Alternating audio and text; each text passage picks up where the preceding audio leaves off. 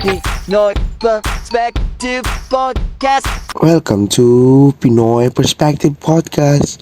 Good day and welcome back everyone. So our topic for today is going to be business ethics and Filipino values. So let's go straight to the point. Our objective for this video is demonstrate an understanding of the business ethics in the Philippines by Dizon and Palma Angeles, and Irish Famadico will demonstrate it with us. Angela Dizon How's it going, everyone? and Nierves will demonstrate an understanding of the Filipino value system.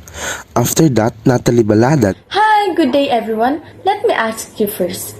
How was your day today?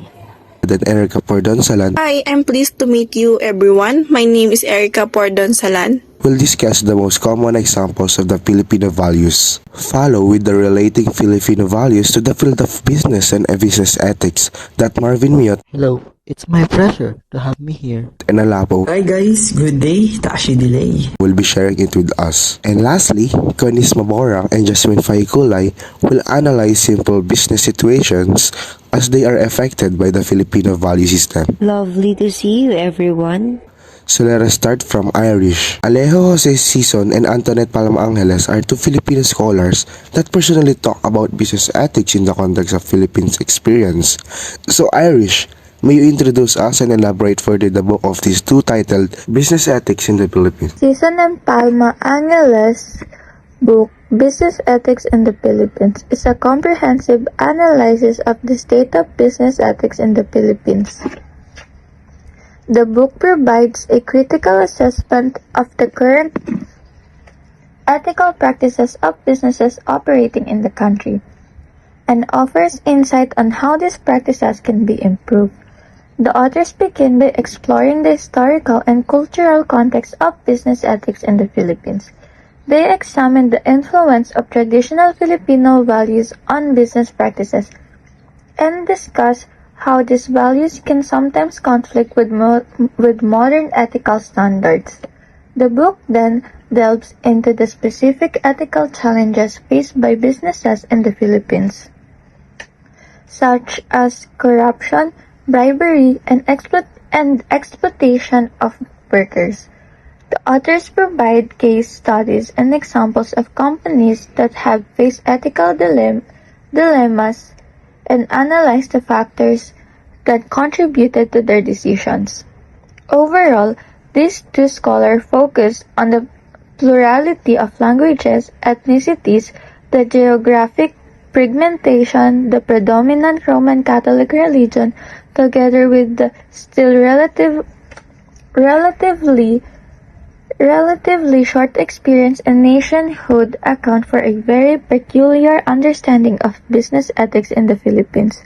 The rapid growth and liberalization of the economy, coupled with the inequitable distribution of wealth, the destruction of the environment, and corruption are the main ethical concerns. Business persons and the academe endeavor to find creative solutions for these unique challenges.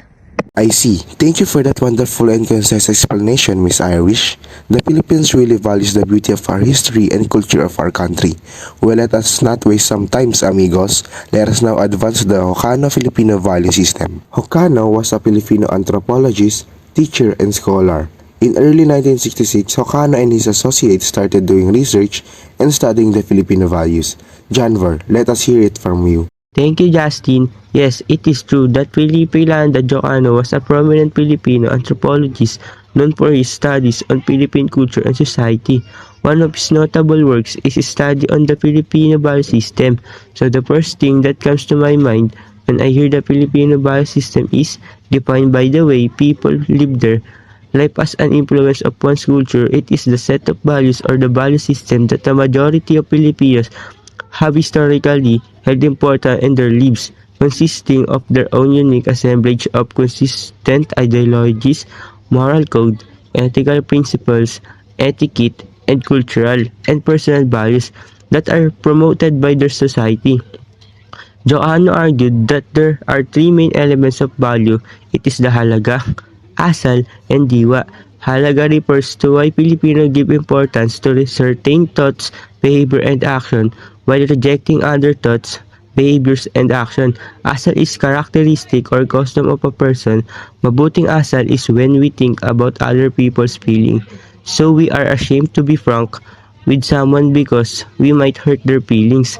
It's just like socializing when it comes to feelings and their dignity to another. Showing hospitality by helping, and we are not just concerned about helping, and we are also concerned about not hurting other people's feelings. The diwa makes life meaningless. This is also the source of a person's strength and motivation to face problems. It is the also very meaning and importance of a person's weight and life itself, one's soul itself. Chocano stated some core traits such as katimpian, kapunyagian, kasipagan, katsagaan, katapatan, and kagitingan. On the other hand, the relational traits marunong maisama, marunong maitungo, marunong mairamay, madaling lapitan, madaling kausapin, matulungin, and masayahin. Lastly is the team traits. It consists of pagkabahala, may paggala, may pananagutan, may pagkalinga, may pakikibaka, and pagmamalasakit. Success, according to Jocano, is defined as having achieved something that enhances one's way of life, either from one level of satisfactory life to another, or from a life of deprivation to one of comfort. Wow, even though I am a Filipino, I can't even recall all of those presented values from the Philippines.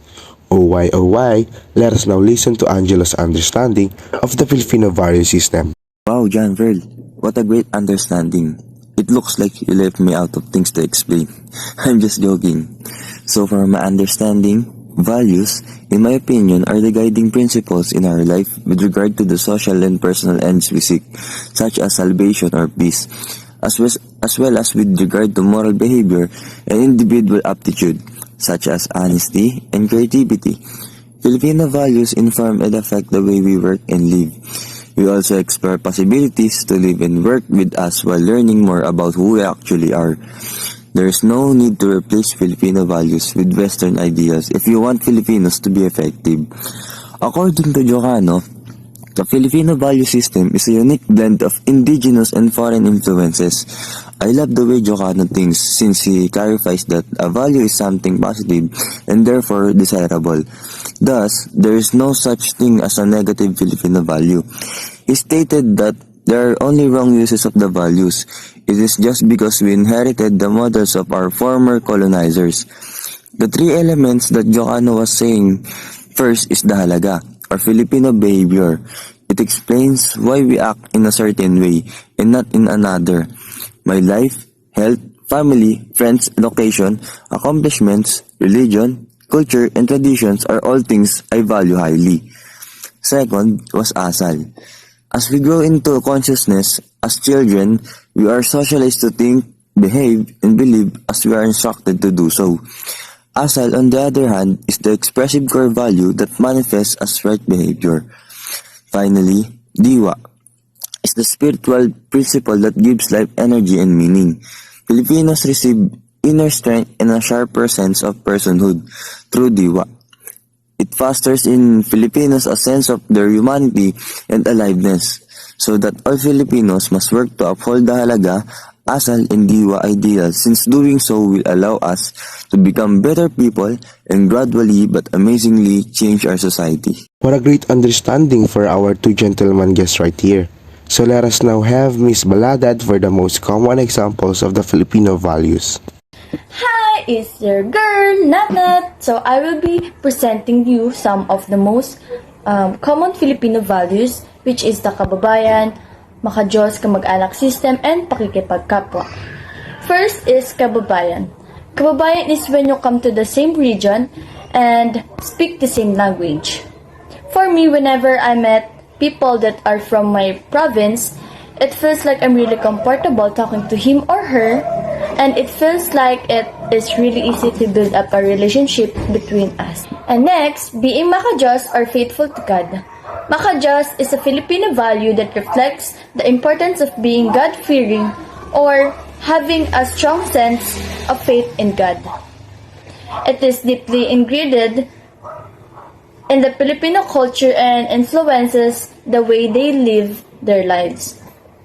For example, for me, I usually pray even before and after eating, having a problems, before going on a trip, after having blessings, etc. Kamag-anak is when they choose someone from their family rather than choosing someone worth it.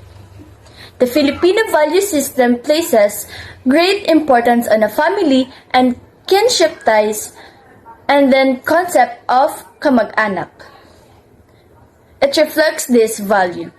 In the Philippines, the family is considered the basic unit of society, and maintaining strong ties with one's relatives is seen as key aspect of Filipino culture. Kapwa is when you treat others equally. This value highlights the importance of social connections, relationships, and empathy towards others, regardless of their social status, ethnicity, or religion.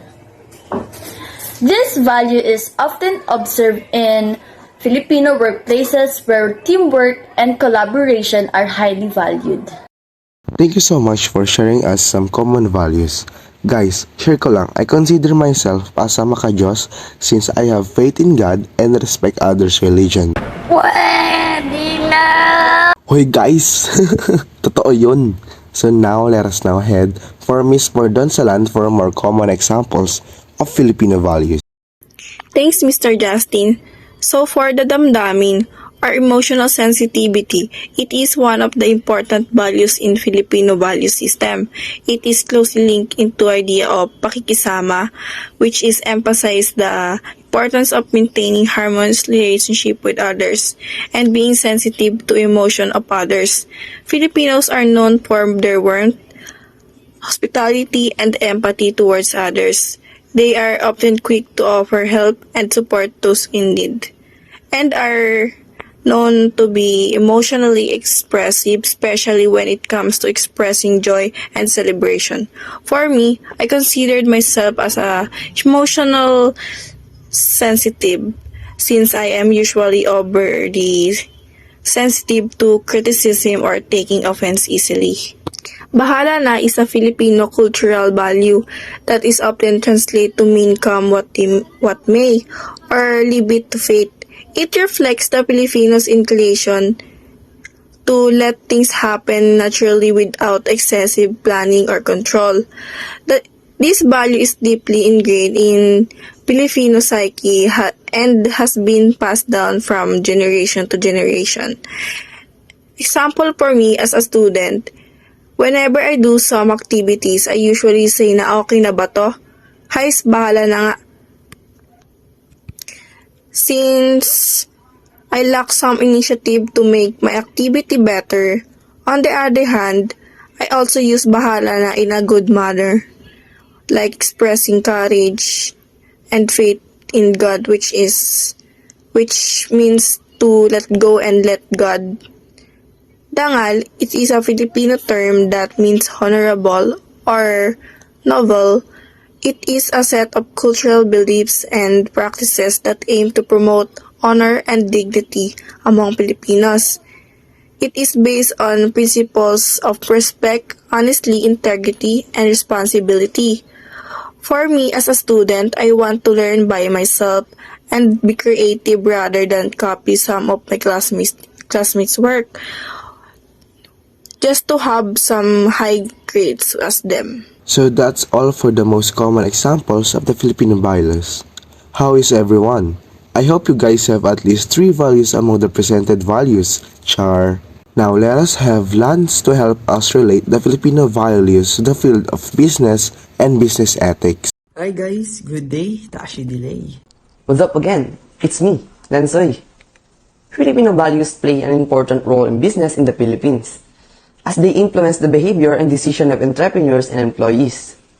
The Filipino value system is deeply rooted in the culture and tradition of the Philippines, and it plays an essential role in business practices in the country. The kababayan spirit is a term used to describe the value system of Filipinos that emphasizes unity, cooperation, and mutual help. Businessmen tend to soften up to their so-called kabayan, for trust and relationship is easily established. Being a kababayan simply means that you will be able to understand each other and might have the same culture.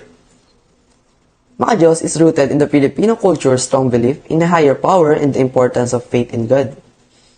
Business owners and employees should always act with integrity and be truthful and emphasize respect and dignity for others in their dealings with clients, suppliers, and other stakeholders. Kamag-anak system plays a huge role in values since the Filipino value system places great importance on family and kinship ties. That is why the family is considered the basic unit of society. And maintaining strong ties with one's relatives is seen as a key aspect of Filipino culture. In Filipino culture, family relationships are highly valued, and this extends to business relationships as well. Filipinos often prefer to do business with people they know and trust, which can help to build long-term relationships based on mutual respect and loyalty. However, the emphasis on kinship and familiar relationships can also lead to negative consequences in business.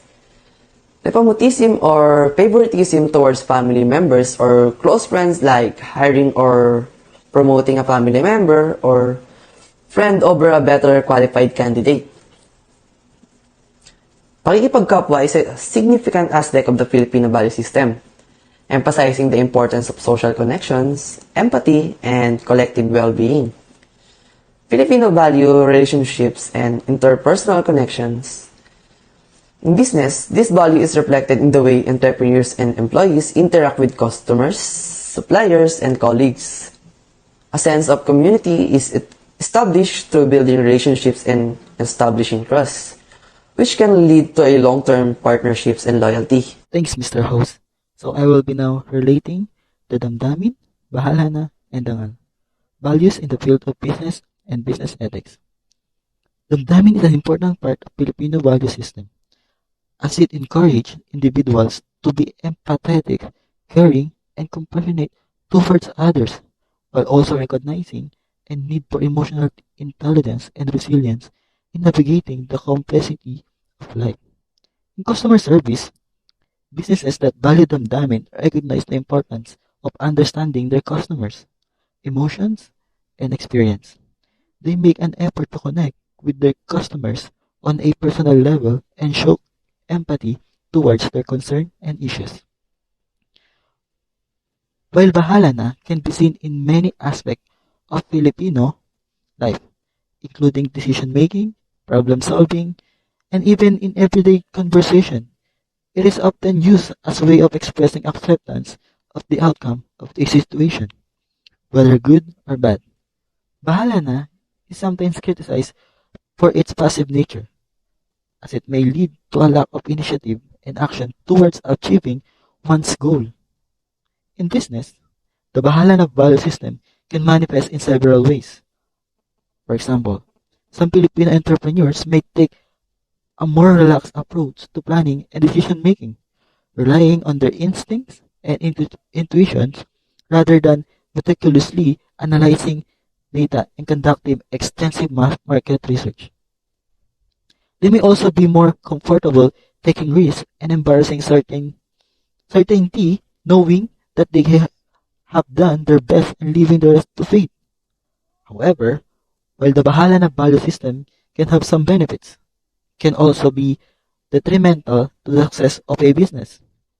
A lack of strategic planning and risk management can lead to poor decision making, financial losses, and missed opportunities. And lastly, dangal value promotes honesty and integrity.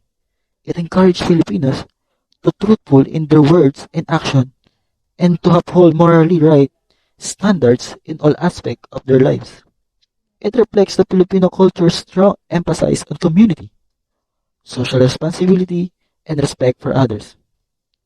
This value plays in a vital role in shaping the Filipinos live their lives and interact with others in their communities.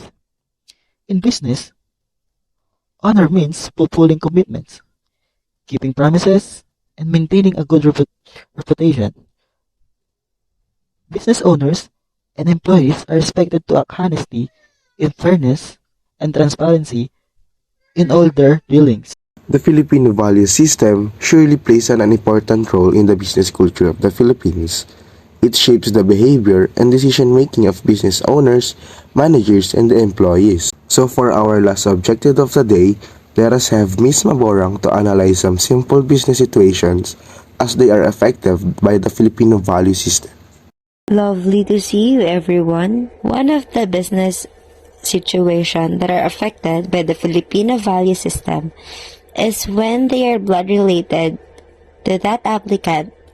They will choose that rather than looking for someone who is truly fit for that certain position. They tend to use the kamag-anak system even when they are referring someone for work. Another situation is when we are too lazy to do the task we needed to do and we will just say, bahala na. We tend to forget the responsibilities we needed to do and just let the things fall for us. Ahoy everyone! So the business situation that is usually affected by the Filipino value system is pakikisama. On the other hand, is the practice of getting along with others and maintaining harmonious relationships. In business, these values can be both positive and negative. On the one hand, they can encourage people to be respectful, polite, and considerate in their dealings with others. On the other hand, they can also make it difficult for people to speak up, take risks, or challenge the status quo. This value can lead to a desire to avoid conflict and maintain harmony within the workplace. However, this can also lead to a reluctance to speak up about issues or problems that may be affecting the business. Being madamdamin means being emotional, sentimental, or having strong feelings. In the Filipino value system, being madamdamin is highly regarded and valued as it reflects a deep sense of empathy, compassion, and concern for others. In instance, when we are selling products and a grandmother asks for a discount, we Filipinos usually feel empathy and will give her the discount. Thank you very much for that, Ms. Mabborang. Thank you for that wonderful analysis, Ms. Jasmine. So that's the end of our objectives of the day, but please let me summarize the whole talks for this video. Business Ethics in the Philippines by Dizon and Pam Angeles is an article that discusses the importance of ethical behavior in context of the Philippines business environment.